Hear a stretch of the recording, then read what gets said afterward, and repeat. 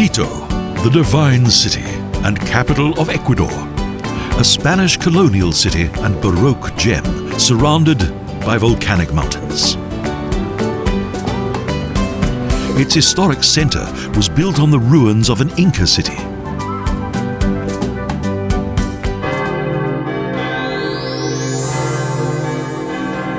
La Basilica is situated on a northern hill and is one of the city's most monumental buildings, measuring 140 meters long and 35 meters wide. It's one of Quito's earliest religious buildings. Its construction began in 1892, and 100 years later it was consecrated by the Pope.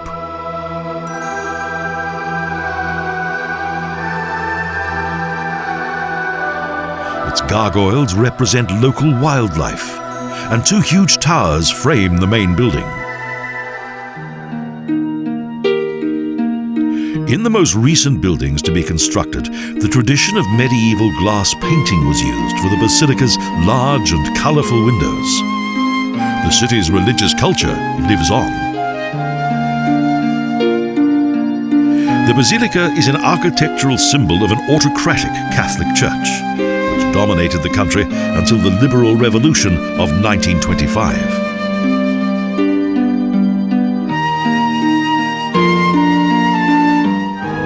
The former Inca city became a splendid yet strict religious settlement of the main religious orders.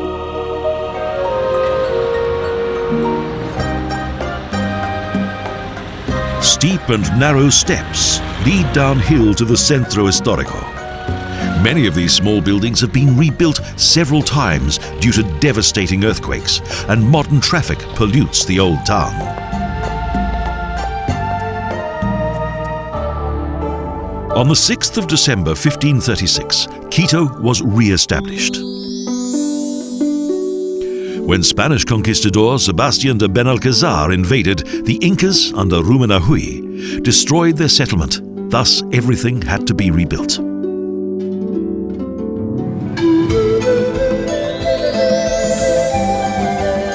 The Plaza Grande, the heart of the old town, originated at that time. And it was in this square that the country's history unfolded, from its foundation right up until its independence. The Monument of Heroes is to be found in the center of the square, constructed in memory of the brave men who fought for the country's independence.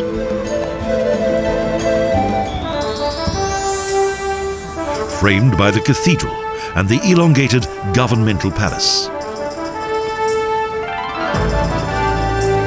Guards in colourful historic uniforms guard the entrance that is situated in an elevated arcade corridor. Ecuador has been ruled from here for 400 years.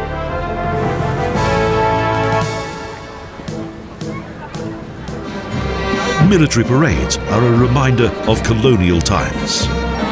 For around 200 years, the city was under the control of the Vice Kingdom of Peru. Later, Quito belonged to the Vice Kingdom of New Granada, until finally in 1822, General José Sucre succeeded the Spaniards, who were loyal to the crown. On the northern side of the plaza is the Palacio Arzobispal, the Archbishop's Palace. Its size and location highlight the prominent position of the Catholic Church that continues to be of great importance today.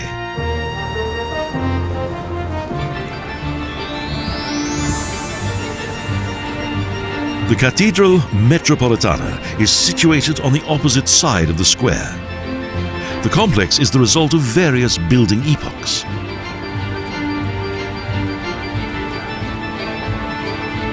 Its neoclassical entrance originated at the beginning of the 19th century.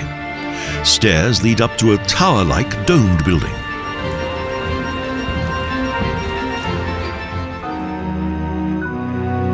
The cathedral has a long and dramatic history. In 1535, the first church was erected here, made from clay bricks and with a straw roof. In 1572, it was replaced with a building constructed of stone. Following each earthquake, the church was rebuilt in larger and larger proportions. The interior is decorated with numerous paintings and carvings.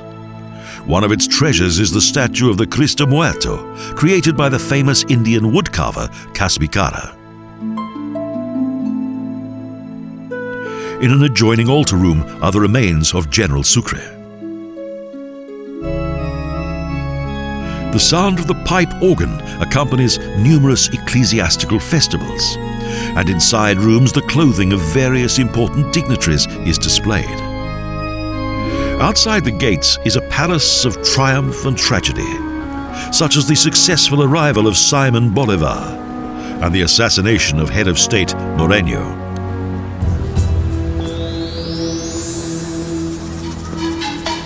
Close by, within a side alley, is the Museo Mena Camanho. Today, its inner courtyard features an old printing machine and a model of the old town. But in former times, it was a place of execution. In 1810, the leaders of the independence movement were imprisoned here in subterranean dungeons. They're now depicted in wax.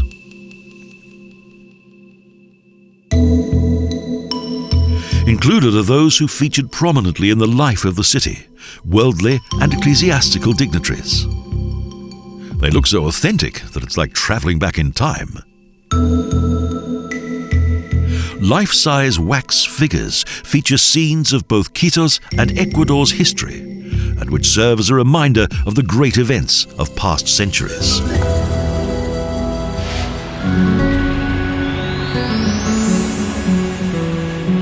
In the Calle Garcia Moreno that begins in the Plaza Grande is the entrance to El Sagrario, the former sacrament chapel of the cathedral.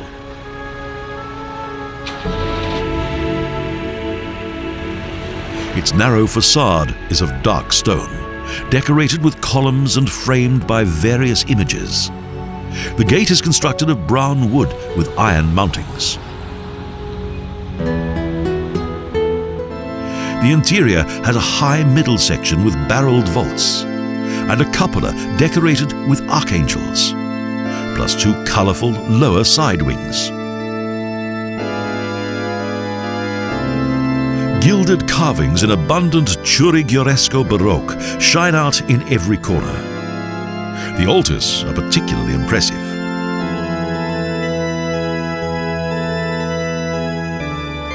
In 1978, all this splendour made Quito the first city to become designated as a World Heritage Site. Since the summer of 2005, the city has boasted a popular attraction, El Teleférico. It's the highest rack railway in South America, with a station made of glass and metal. Its tiny cabins transport passengers from 3,000 meters above sea level up to 4,000, and to the antennas on the slope of the city's Pichincha mountain. The journey takes about 10 minutes and captivates with wonderful views of the city that extends along the bottom of a valley for several kilometers. Passengers are so fascinated that they're almost taken by surprise when they arrive at the modern mountain station on the Cruz Loma.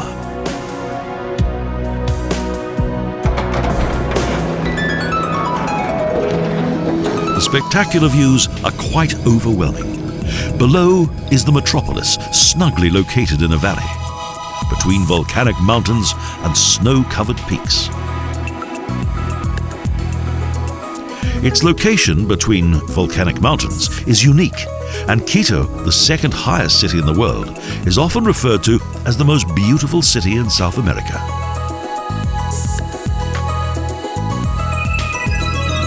Cotopaxi, Atizana, Cayamba, and Pichincha are almost 6,000 meters high. But because Quito lies at such a high altitude, this measurement is easy to overlook. The rack railway takes us down into the city of eternal spring.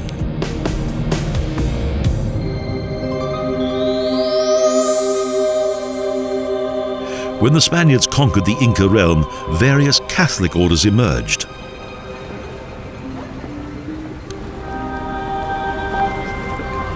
Thus, the Jesuit order built the Baroque church of La Compañía de Jesús, that is known as the greatest house of God in Latin America.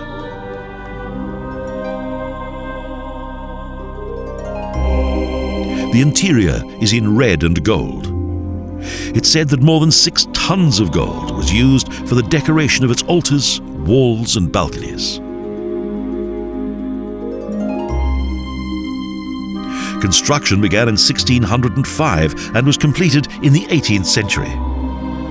The gold treasures of the Indio were plundered for its adornment.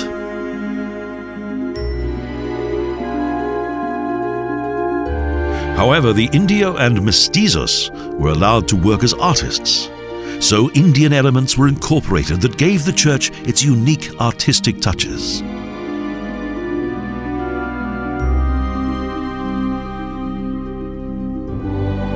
La Compañía is also often called Quito's Sistine Chapel.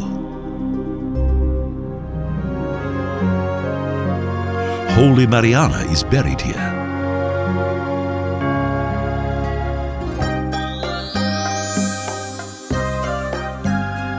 Franciscan monks recognized the artistic talent of the Indios and consequently founded the School of Quito that still exists today.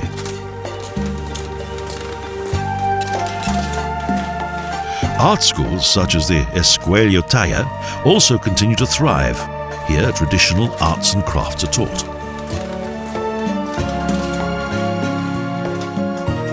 These include the use of knives, chisels, brushes and gold.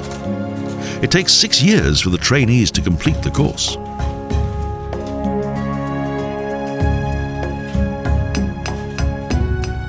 The exhibits in the school indicate the high standards of workmanship that are expected.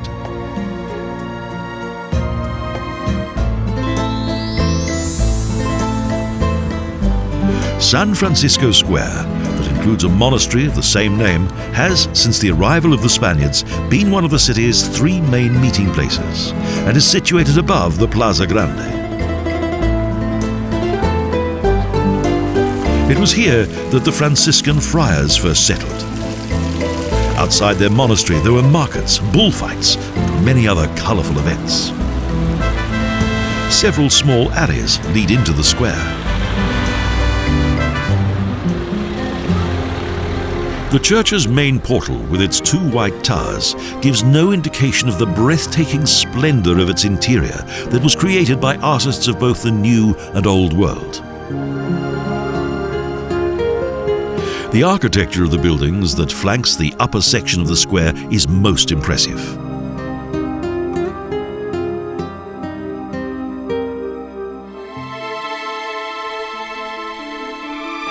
The first large inner courtyard of the almost 4-hectare convent is decorated with palm trees. A marble fountain is situated in its centre, and the arcades resemble those of an art gallery.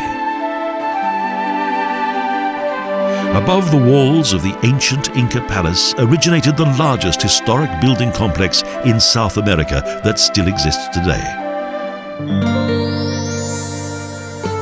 In the adjoining museum, larger-than-life figures depict biblical stories. During festival processions, they're carried through the city.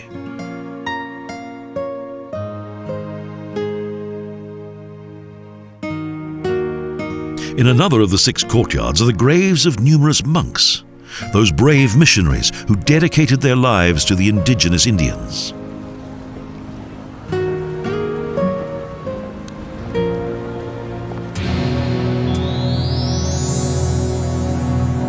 Around 20 kilometers north of Quito is the Mitad del Mundo, the center of the world. Male busts line the route to the main monument.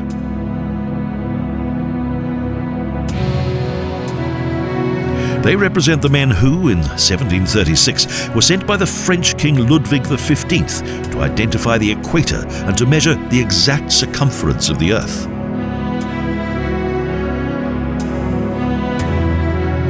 Unfortunately, their calculations were not precise, and the real equator lies about 100 meters away.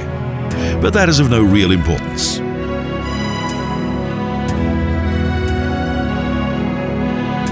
What really matters is the ability to see the dividing line between the northern and southern hemispheres.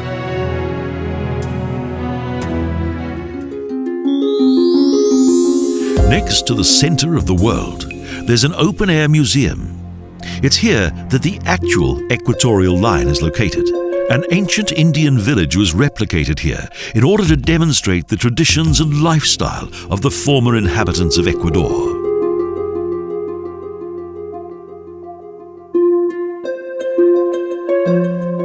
The Guarani tribe had its own style of dwellings, which were inhabited by their extended families. Here, their descendants explain the history of the tribe. The practice of various religious and cultural rituals also takes place here, such as the brutal Tsansa ritual in which humans were beheaded. They describe various hunting rituals, the wildlife of different regions, and how the tribe adapts to the seasons of the year. Returning to the city, we visit the tiny Plaza del Teatro that was once a slaughterhouse and marketplace. In 1887, the neoclassical Teatro Sucre was inaugurated, the city's most beautiful theatre. It's not difficult to imagine the splendor and elegance of the various festivities that take place in these noble halls.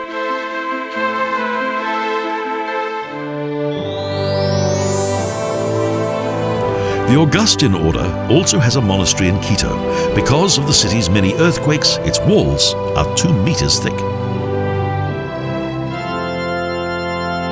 Preciously decorated paneled ceilings adorn both church and monastery.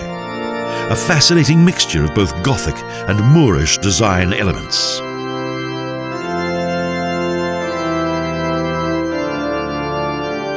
In Sala Capitular on the 10th of August 1809, the first declaration of independence from Spain was signed, but later abolished.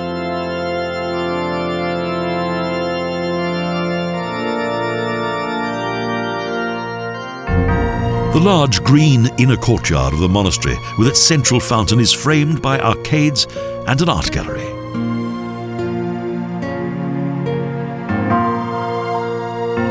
One of the most beautiful patios in the Christian world. The ancient town of Quito, with all its alleys, buildings and courtyards, is a gem of colonial architecture. And monuments such as the Arco De La Reina, kind of triumphal gate, still adorn the metropolis.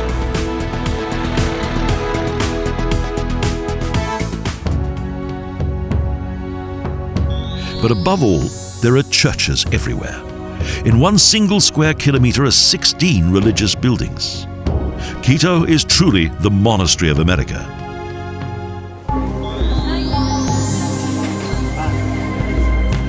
An old city map welcomes visitors to the Museo de la Ciudad. Entry is by way of a courtyard with 2 arcades, one on top of the other. The restored building complex of the former Hospital de San Juan today contains 6,000 square meters of exhibition rooms that extend across 2 floors. Exhibited here are both modern and ancient emblems, living rooms and personal belongings, old weaving looms, books, candles, and scenes of daily life. Huge wall paintings feature the construction of churches and monasteries, and the books and clothing of the Spanish epoch bring history to life. And visitors are provided with a fascinating impression of how people once lived in colonial splendor. Next to the museum is the Calle de la Ronda, the city's oldest street. It is named after the singers who once performed guitar serenades here. Subtly hiding the secrets of what lies within, these beautiful old houses with balconies and inner courtyards and wooden stairs are tightly packed together.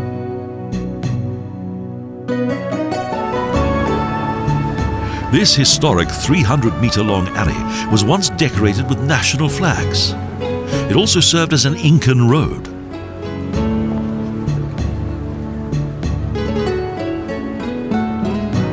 For some years, the Ronda was known as a dangerous area, but now there's much security and it's become a street of joie de vivre with popular cafes, art galleries and bars.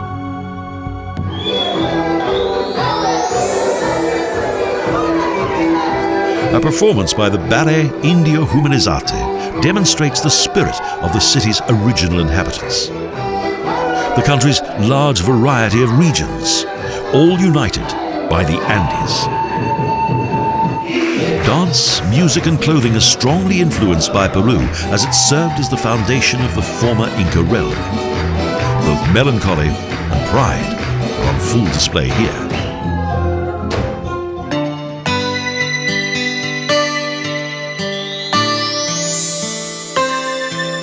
Between Panachillo Hill and the extremities of the Pichincha Mountain is the San Diego Monastery, once a sacred hacienda of the Franciscans. Beyond the old town, it was a place of contemplation and atonement. It was transformed into a monastery with a church, 4 inner courtyards and a cemetery. Its rooms have been well preserved, and there's a remarkable statue of Jesus on the cross. Viewed from the right, he appears to be dead, and from the left, in pain. The view from the bell tower across the undulating surrounds of the old town is very beautiful. A city of rooftops.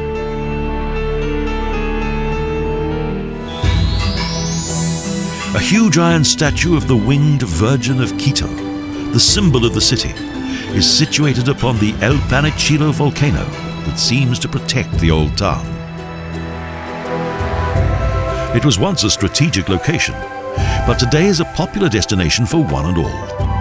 The view across the city and mountain scenery is quite overwhelming. The city's 3rd largest square is part of the monastery complex of the Dominican order, Santo Domingo.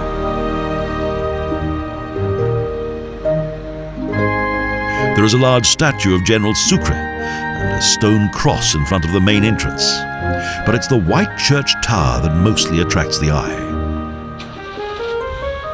The huge main gate is proportionate to the dimensions of the building. The interior decoration of the church is relatively modest. Its construction began in 1581, although it's since been damaged by various earthquakes.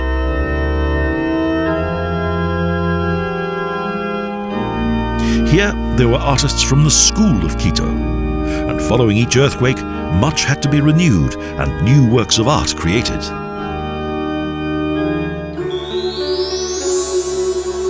The Capilla Virgen del Rosario is well known. It's a chapel at the side of the main altar, donated by Emperor Karl V and built on a bridge above the street. Amazingly, the splendid red golden chapel with a statue of the Virgin of Rosario always escaped damage by earthquake. At the end of the 19th century, the monastery was improved. Now white walls protect its large and beautiful inner courtyard, with green areas and arcades. The museum features one of the oldest and best-stocked libraries in the city.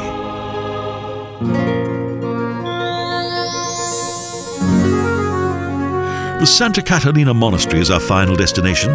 This nunnery still possesses the atmosphere of bygone times.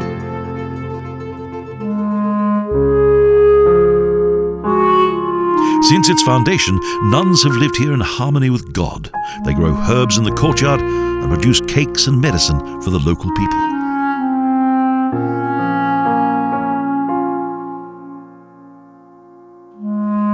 From the upper museum, it's possible to see into the church. The sacred works of art are truly magnificent.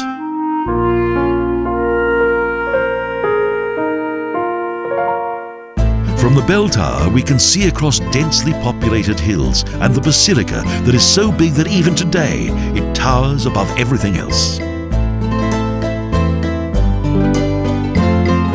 The former capital city of the northern Inca realm became the most Spanish city of the New World. And today, churches, monasteries and squares continue to gleam in all of their colonial splendour. The remarkable legacy of a rich and dramatic past.